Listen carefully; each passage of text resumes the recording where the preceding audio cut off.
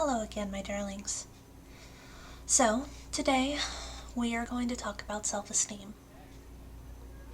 And obviously, I'm not a professional, as I've said in every episode. I'm in no way a professional, and if you do find yourself having serious issues, you should seek a professional.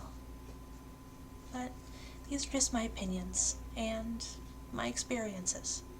I hope you're able to take away some form of knowledge from it. So, today we're going to talk about self-esteem. And for a lot of people, it's a very powerful thing. It can make you feel horrible to see yourself and then see these pictures in magazines or online and wonder why you don't look like that. To be honest, I've never thought myself that pretty. But all of you guys have changed that. I'm not saying that you have to get other people's clarification to feel pretty. But there are different ways of dealing with low self-esteem. First off, if you haven't looked into it before, you should seriously take a look at a video that, well, I suppose I could link it in the description below. There are a couple videos that deals exclusively with how the fashion industry and the magazine industry has used Photoshop to manipulate models to look inhumanly beautiful. No one looks like that.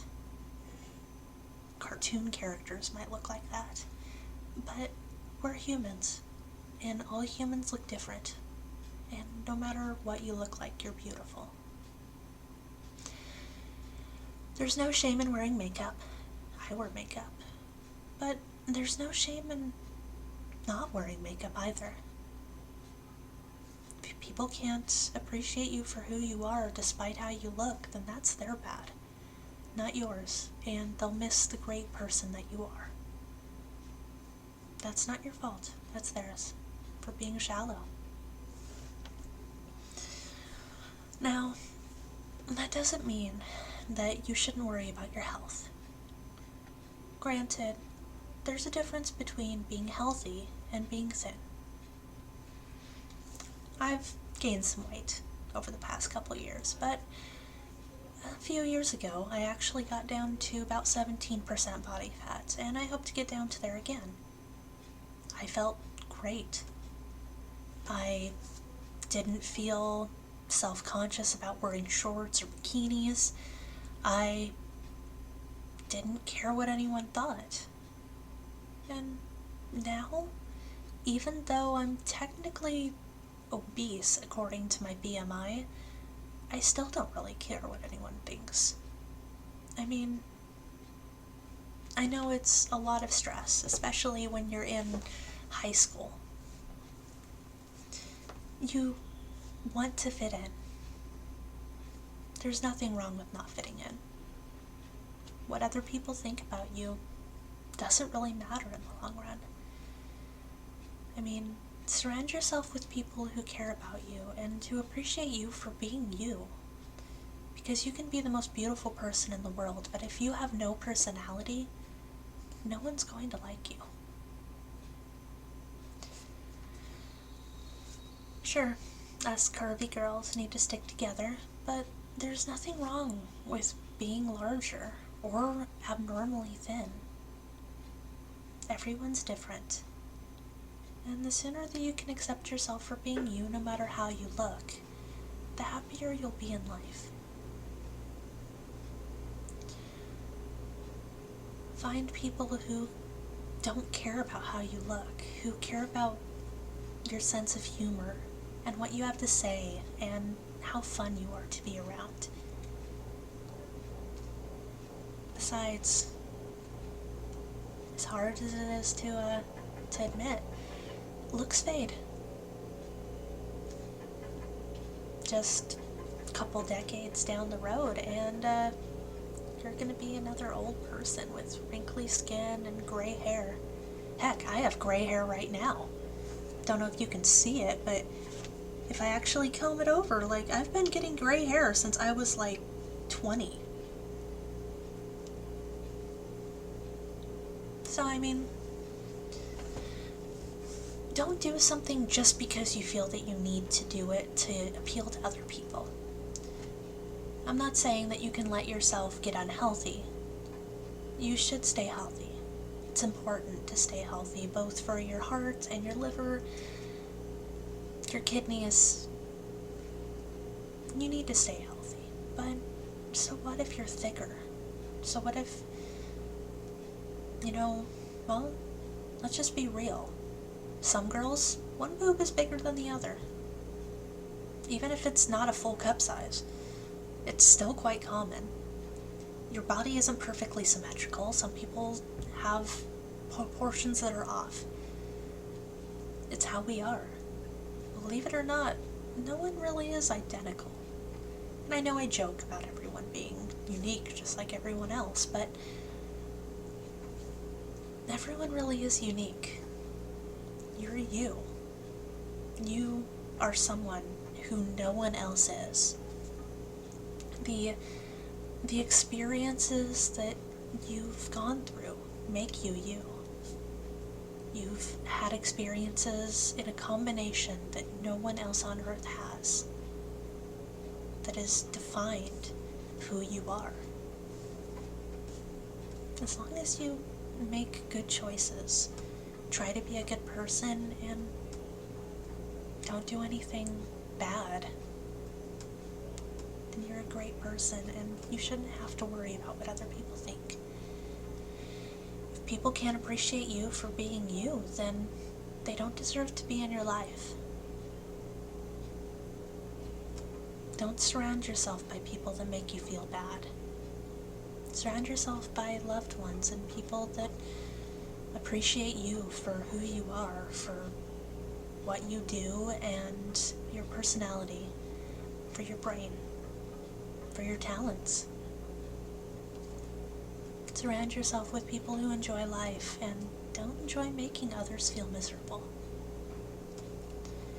And just as the same, don't make other people feel miserable. It's one thing to care about someone's health, but don't shame someone just for who they are. Granted, you can be concerned for people who smoke or are unhealthily overweight or eat very bad food all the time. You can be concerned for people that abuse substances or hurt themselves or starve themselves. You should never starve yourself. But don't shame anyone. Just express your concern.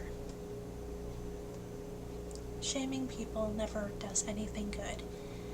But if you genuinely and sincerely express why you're concerned with them and what you feel about it, they'll understand, or at least you can try to make them understand. I can't guarantee they will. For men and women, there's so much pressure in the world to be perfect, to have perfect hair and perfect makeup and perfect weight and a perfect body, and to look a certain way and to act a certain way. Never starve yourself. Oh, sorry, hit my microphone. Never feel like you have to be anorexic or bulimic, because those aren't healthy either. I mean, those can cause serious health issues. It might sound stupid, but the best thing you can do for yourself is exercise. Exercising releases endorphins, which make you feel amazing. Even if you aren't seeing progress, you're making yourself healthier. Don't focus on results. Focus on how you feel. Focus on being able to climb an extra flight of stairs without running out of breath that you couldn't do a month ago. Focus on being able to run a mile that you could only walk before. success is in the little victories. Granted, I haven't been practicing it, but I do know a bit about exercise and fitness and losing weight. I used to have a blog once upon a time. And if you want help with it, let me know, and I can actually go into detail on this, on how to lose weight and how to get fit. But never mutilate yourself or torture yourself because of self-esteem. Don't do something that you ultimately don't want to do just because you think that's what everyone else wants. You're unique, and you're special. And if people can't accept that, find people who can. There are people out there who will accept you for who you are and appreciate you. So, thank you for joining me on Quits Gaming, and we'll talk more on some difficult subjects in the future. Thank you. Hi guys, thank you for watching my video. It means a lot to me. If you like what you see, why not like or comment, or if you really want to stay up to date on my videos, you can hit the subscribe button, which should be right under this video. I believe it should be right about there. So, thank you again for joining me, and I really appreciate it.